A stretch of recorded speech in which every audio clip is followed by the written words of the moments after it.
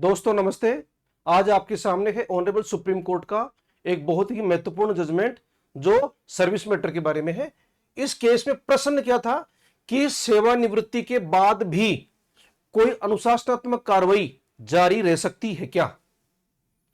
इस पूरे केस को समझने के लिए सबसे पहले केस का नाम देखेंगे। वो था Virendra Pal Singh versus Punjab and Sind bank and others, और ये मार्च 2026 का जजमेंट है और ये बेंच थी जिन्होंने जजमेंट ये दिया है। इस केस के फैक्ट क्या थे? अपीलकर्ता जो वीरेंद्र पाल सिंह थे, ये पंजाब एंड सिंध बैंक में अधिकारी थे और इनके रिटायरमेंट के लास्ट डे को इनके खिलाफ एक डिसिप्लिनरी प्रोसीडिंग स्टार्ट की गई और यह प्रोसीडिंग चलती रही रिटायरमेंट के बाद में भी। और इस जांच के बाद में जो परिणाम निकला इसका, पूरी जांच का, वो यह था कि इनके वेतनमान में 3 चरणों में स्थायी रूप से कमी कर दी गई। वीरेंद्र पाल सिंह इस बात को लेकर उच्च न्यायालय की एकल पीठ सिंगल बेंच के सामने गए तो सिंगल बेंच ने कहा कि वीरेंद्र पाल सिंह के खिलाफ की गई कार्रवाई गलत है। क्यों गलत है?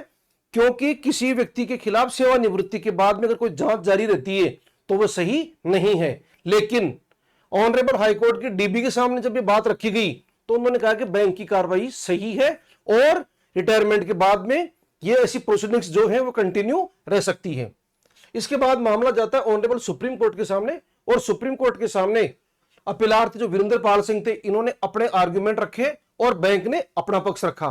तो वीरेंद्र पाल सिंह का कहना था कि रिटायरमेंट के बाद में नियोक्ता और कर्मचारी का संबंध समाप्त हो जाता है और केवल पेंशन नियमों के तहत ही कार्रवाई की जा सकती है, जैसे पेंशन रोकना, ग्रेच्युटी से वसूल करना इत्यादि। ये तर्क थे अपीलार्थी वीरेंद्र पाल सिंह की। जबकि बैंक की तरफ से क्या तर्क है? बैंक के 1979 के सेवा नियम सर्विस रेगुलेशन के अनुसार यह कार्रवाई सेवानिवृत्ति के बाद भी जारी रह सकती है और वेतन में कमी की जा सकती है। यानी बैंक का कहना यह था कि हमारे जो रूल्स हैं उस रूल्स में आती है और हमने सारा काम रूल्स के अकॉर्डिंग ही किया है। तो अब ऑनरेबल सुप्रीम कोर्ट ने डिसीजन क्या दिया? शायद दोनों की बातें सुन के इस अपीलार्थी की जो अपील थी खारिज कर दी गई और उच्च न्यायालय की जो डिविजनल बेंच का जो निर्णय था उसको ही बहाल रखा। क्यों रखा? क्या था? यह था आपके सामने डीबी का, इन्होंने बैंक की कार्रवाई को सही मानना था, उसको इन्होंने, सुप्रीम कोर्ट ने भी इस बात को मान लिया। कारण क्या थे?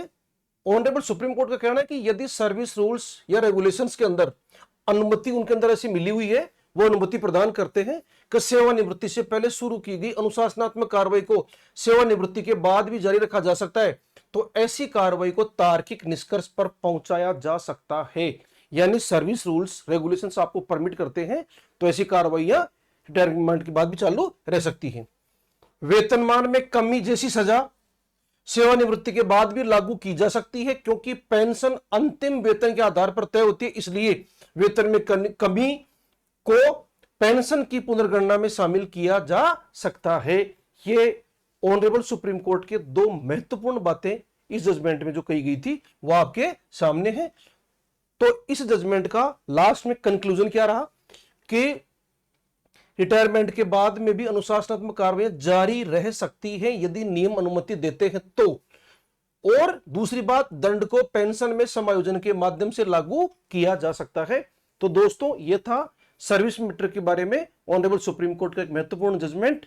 ऐसे ही महत्वपूर्ण जजमेंट आगे आपके सामने आते रहेंगे। तब तक आप अगले वीडियो का इंतजार कीजिए।